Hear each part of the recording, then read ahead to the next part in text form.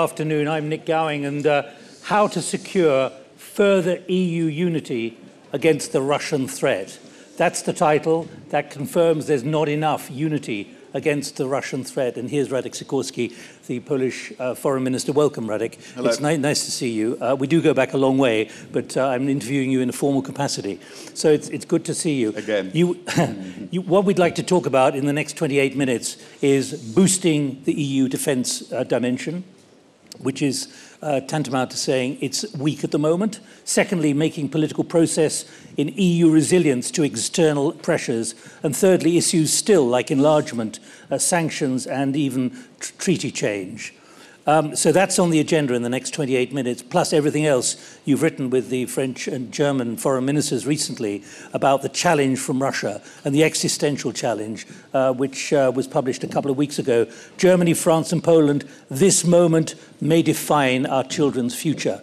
I'd put to you, this moment will define our children's future. But first of all, I need to ask you, what's your feeling about what's going to happen in Switzerland on the 16th of June with this so-called peace conference? Is it wise to have done it? The Swiss government say the alternative is to do nothing. I hope something good comes out. But if you ask me for my judgment, then I think the people who can really persuade President Putin to end this war are the Chinese. Do you remember in January 2022, there was a brief Russian military intervention in Kazakhstan on behalf of President Tokayev. And the Chinese told him to get out, to take his troops out. And within 1 week, he did. China can't just offer good offices like Switzerland. China can actually use levers of hard power, such as, for example, stop trading with Russia to force the end of this war, and I wish they would. Many of those airborne troops which went to Almaty actually ended up in Bucha as well, which is a sobering thought. But let me just quote to you what the Swiss government say. Currently, quote, there is sufficient international support to launch the peace process. Is that your judgment? I haven't heard any statements from the aggressor, from President Putin, that he wants peace. On the contrary, correct me, but he said publicly that the objectives of, now he admits it's a war, are the same as before. And the original objective was to extinguish Ukrainian statehood and to reduce Ukrainianness to the level of Russian folklore, but to deny Ukraine existence as an independent, democratic, sovereign state. And just in the last week, the Russian Orthodox Church, which is a branch of the Russian government, it has been so since Peter the Great, has just issued a statement saying that all of Ukraine must be under Russian rule. So there is, as you can see, an element missing to this possible peace agreement, which is the will of the aggressor. But is it the right time to have a conference like this with that kind of language coming from the Swiss government? I mean, good offices, you should always strive for peace, but we are talking literally on the day when the Russians are bombing Ukrainian cities with impunity because Ukraine has run out of effectors for their anti-aircraft missiles and anti-missile batteries. So the Russians literally, yesterday, the day before, today, they're striking and taking out one Ukrainian power plant after another. And within some days or weeks, at this rate, Ukraine will be without electricity. Do you fear this conference? This is the issue for today. Do you fear this conference will actually aggravate and give even greater determination from Russia to achieve much more quickly? I think in President Putin's calculations, I mean, Russia is not represented at the conference, right? I mean, they haven't sent anybody. So the challenge is stopping the aggressor. I just quote what the Swiss government said. We're trying to create a concrete roadmap, their words, for Russia's participation. I think that's to be commended, but if Switzerland has some Patriot rockets for the Ukrainian batteries, it would be even more helpful. Right,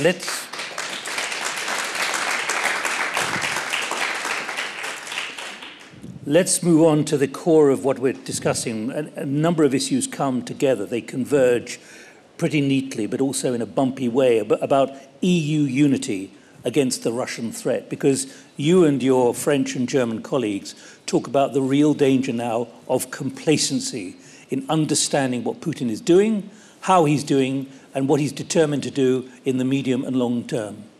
Well, no complacency in Poland. Because we've been right about Putin for the last 20 years, we've been spending a solid 2% of GDP on our defense for the last 15 years. It's now obligatory 3%. In fact, we'll spend 4% of GDP on defense this year. We will be the highest spender per capita. Greece number 2, I believe. So, you know, I was a defense minister.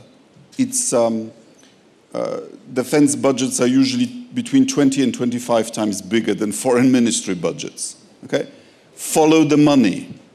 People who are serious are the ones who spend the money. If you don't spend the money, words won't stop Putin. But what is the failure of unity which is happening at the moment? I would put to you, given what we heard from Sweden back at the end of January, from 2 ministers warning war is coming. You heard it from Denmark. You've heard it from your defense minister as well. We've heard it from your prime minister. But your defense minister talking about the need every day to be considering, quote, the worst case scenarios and preparing the public for it now. Well, failures of unity are obvious. We've lost the biggest defense spender in Europe, the UK. And when you say you've lost them, yeah, well, keep going. I mean, we know what happened. But the UK is very good on Ukraine, I have to say. So you're saying the commitment to NATO is not relevant to what you're talking about with EU unity and the defense dimension? Well, NATO has gone back to basics, to its original purpose, which was to stop the then Soviet Union and now Russia. But we don't know what the attitude of the hypothetical next president of the United States is going to be, which is why we also need a parallel effort within the European Union. The trouble is that the European Union is a confederation. And confederations find it very difficult to coordinate their actions, as the Americans found when they were a confederation fighting the British in their War of Independence. That's why they went for the Constitution and for a federal system. And that's why they elected the president who is simultaneously a commander-in-chief. It's very difficult for Europe to achieve that, because defense is the core of sovereignty, and countries will be very reluctant to pool their sovereignty in that area. And that means it'll always be time-consuming and sometimes impossible to achieve unity. Do you think across the EU there is acceptance of what your Prime Minister said in a recent briefing, that this is the end of the post-war era and the beginning of a pre-war era? In other words, a shift significantly, and that requires a massive shift of mindset and how to be practical about it. There is consensus on this on the eastern flank. One of the Sikorski laws of foreign policy is how many do you have? The closer you are physically to Russian borders, the more realistic you are about it. You see, we've had Russian invasions several times over 500 years. And we don't blame others. You know, if you're Italian, Portuguese, Greek, you've never had Russian soldiers in your country against your will, and you probably never will. So the problem is that the sense of insecurity is unevenly spread over the continent. And also to our west, I'm talking about Poland, Baltic states, Scandinavia to some extent, we have countries who are richer, but who have us as their forefront. So they feel that if they start preparing now and are ready in 3 to 5 years' time, on their calendar of their national safety, that's good enough. Unfortunately, it's not good enough for us. But let's be very clear, and I'm quoting again from your joint article. Tomorrow it may be some other part of Europe. And Russia will not cease its aggressive and imperialist politics for the foreseeable future. Do other capitals think like your Prime Minister does and the warnings he's issued? Well, ask them, but don't act as if you're shocked by these words. I'm not shocked. Because you are reading and hearing the same statements by Putin, by Mr. Medvedev. I knew Putin was going to go into Ukraine when I read his essay in July 2021, in which he described Ukraine as an artificial state, not long for this word, and when I learned that he ordered all his professional military to read the essay. Why would you do that? And the former president, Mr. Medvedev, is now talking about Latvia as an artificial state. Well, I mean, these dictators always tell you in advance very clearly what they intend to do. It's just that the chattering classes in the West think that they can't be serious because it's too crazy. But they are serious. Let me pick up on the second point we want to get over, which is making political process in the EU resilient to external pressure. Resilient, that suggests very strongly at the moment that it's nothing like as resilient as it has to be, given what you and your colleagues have been listing. We've done a lot. If you'd asked me before conflict broke out what the EU would do and how the EU, Ukraine, Russia, and the US would perform, I wouldn't have guessed that we would be using EU money to directly buy arms for a third country. Yet we're doing it on a very large scale. We've already spent 7 billion euros on arms, and we've just agreed in Berlin at the Weimar Triangle, my Prime Minister, this is his achievement, to spend another 5 billion this year alone. And that's not everything. We've got the 500 million initiative to produce more ammo, to create new production capacities. And we have the excellent Czech ammunition initiative. I'm not sure I'm authorized to tell you what the sums are, but it's way oversubscribed. But you are with friends here. Sure. So you can be candid. Of course. Not just me, a large number of others. The French, I believe, have a wonderful saying that being candid is always at your own expense. I didn't mean to interrupt your sentence, Radek. So finish your sentence.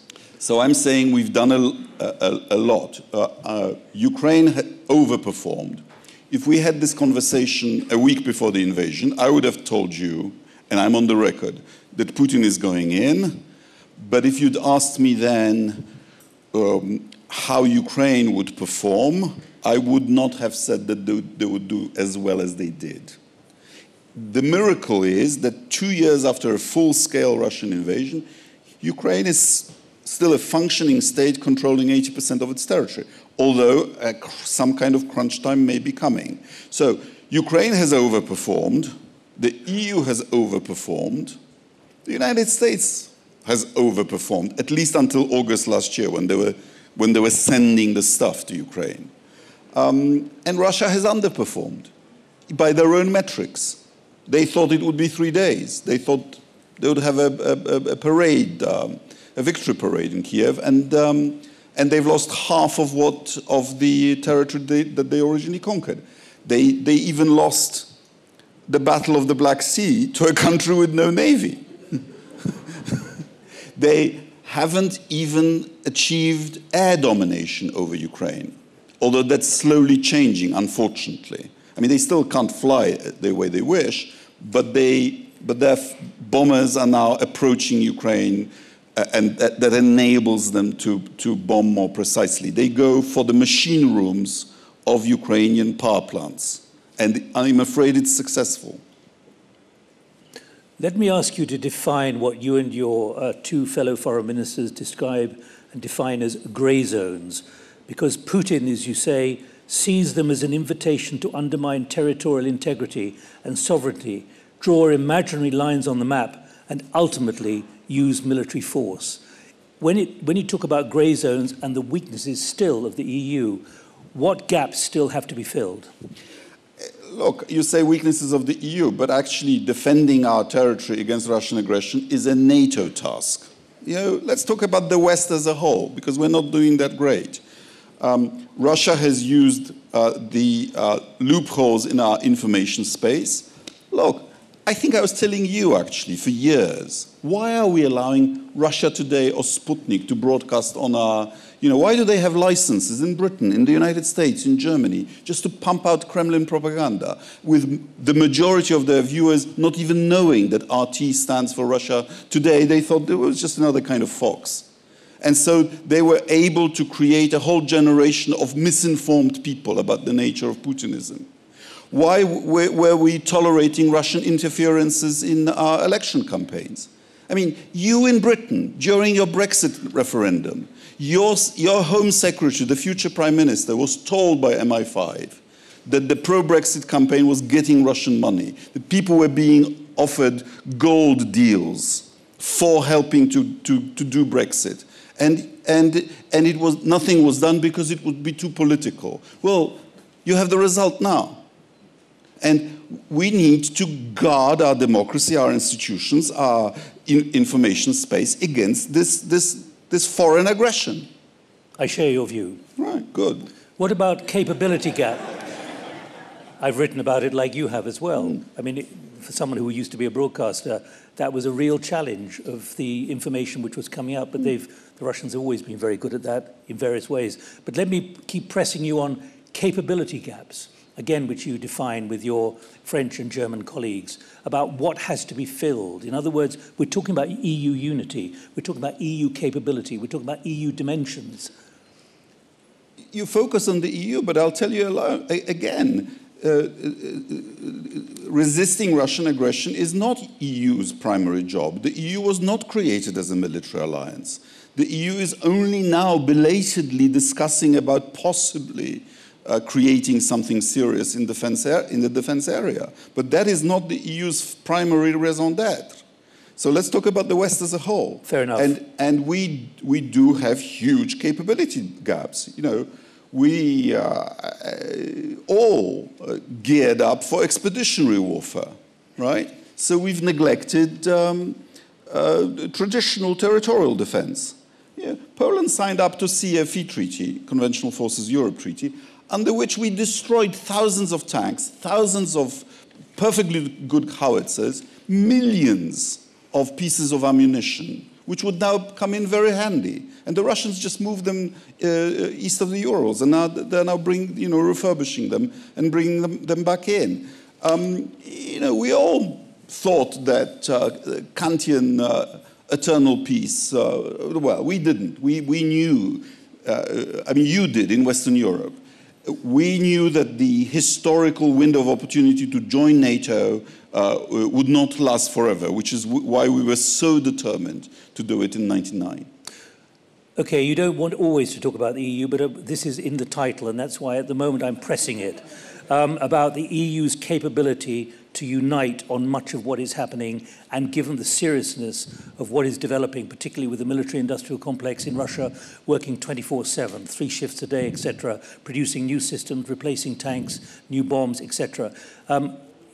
Again, I come back to you, this isn't an EU council, but is the EU gripped sufficiently rigorously and robustly on this issue? Because one of the words which came through in the work before we came to the platform is resilience and determination. Look, from what I know, the problem is exactly the same in the EU, in the UK, and in the United States.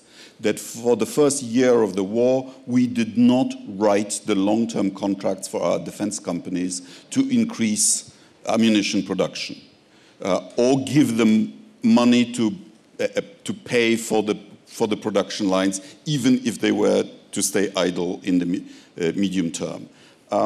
I am told the British ammunition production would be sufficient for 1 day's fighting in Ukraine. 1 day. Your annual production. Okay? So we all have gaps to fill. And the EU finds it particularly difficult because everything is done by unanimity, and it's very difficult to achieve unanimity.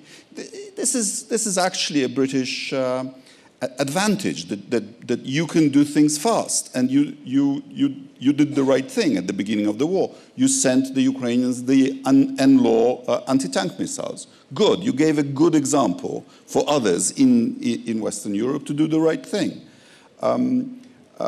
But I'm told the problem is similar in the United States, that it's only now that major American companies are getting these contracts.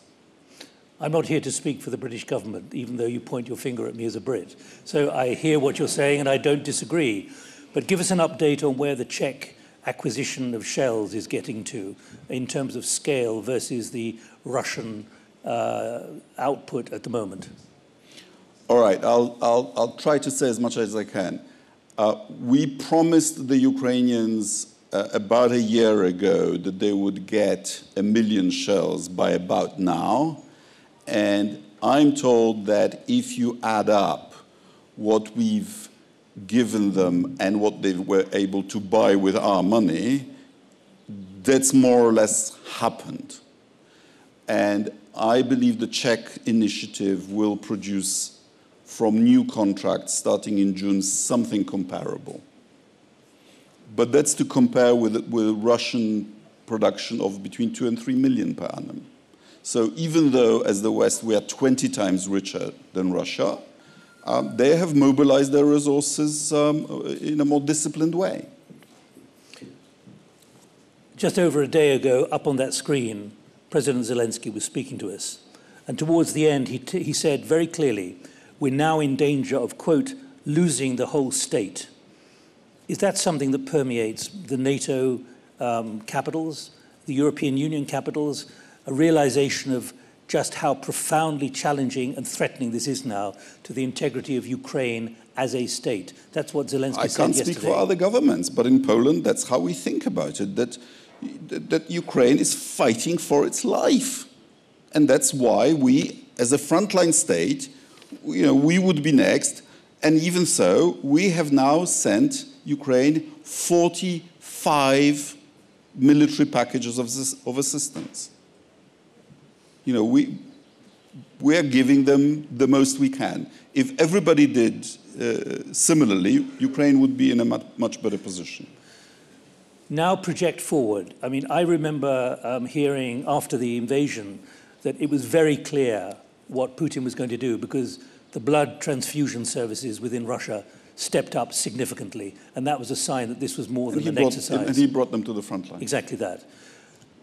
Where do you think things will move, quite apart from what's going to happen in Switzerland on the 16th of June?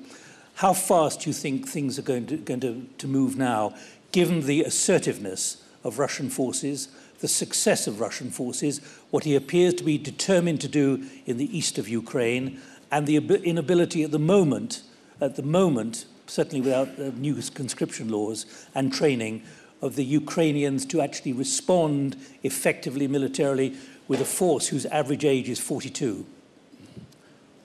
There's a lot in there. And first of all, let's not be... the situation is serious, but the territorial gains that the Russians have made are tiny.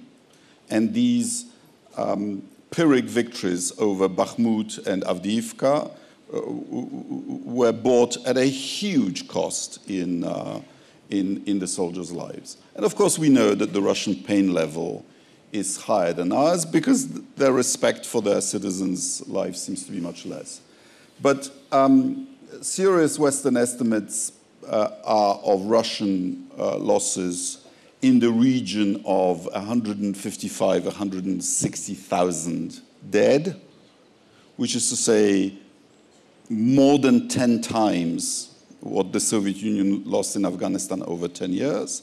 And as in most wars, it's a 3-to-1 in wounded. So about 500,000 of Russian men have been knocked out from the battlefield and also from normal life. Now, how many hundreds of thousands or millions of people is President Putin willing to sacrifice? And how many is the Russian society willing to bear? We don't know that. My working assumption at the beginning was 100,000 would do it. Clearly, their pain level is even higher than I thought. And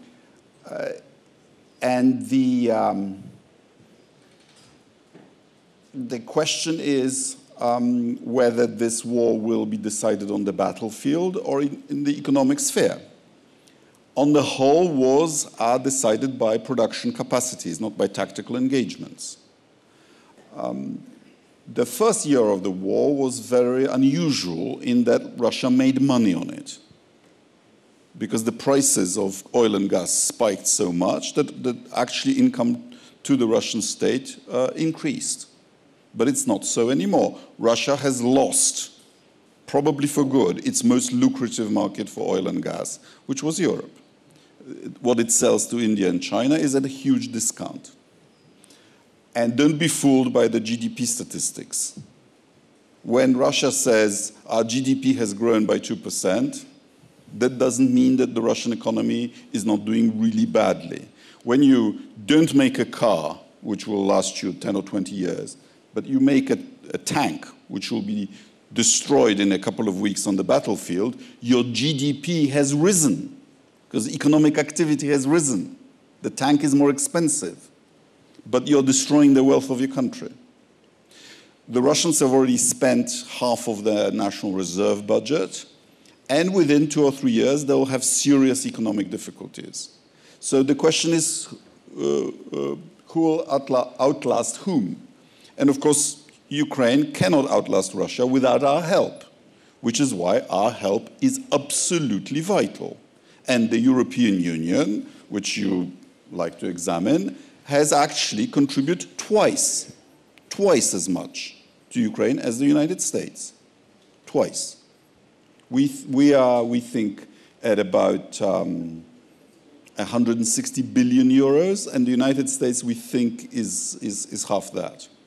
Of course, with the package that is blocked in US Congress, it would come to about even, and the US package is crucial because it's mostly military, which is what Ukraine needs. But we've kept the Ukrainian state going. Pensions are paid, salaries of officials are paid, electricity grids until now have been repaired, but you can't win a war with pensions. You need hardware, which is why there is a particular historic responsibility on the shoulders of those who are deciding about this US supplemental budget for Ukraine. Radek, last question. How close have we come to crossing the red line of Article 5 at NATO? You described how bits of a Russian device landed 10 kilometers from where you live in Poland. Yeah. At what point, we went through this on the Syrian-Turkish border a few years ago, where the Turks actually shot down a Russian aircraft, which had crossed, I think, for 24 seconds into Turkish airspace. That was the end of the warplane. How close are we to getting to that point where it happens and it escalates this very quickly? Well, the Russian missile that fell 10 kilometers from my house crossed 3/4 of Poland over about an hour. But about 10 days ago, we had, and this was third or fourth instance of a Russian missile crossing our airspace for about 96 seconds. That's not really enough to shoot it down. But the Russians are clearly, we think, are doing it deliberately to make it more difficult for the Ukrainians to shoot it down, because the Ukrainians don't want the wreckage to fall on the Polish side, and make it more difficult for us because there's not enough time to intercept. They are testing borderline issues. Is it on the verge of crossing that red line?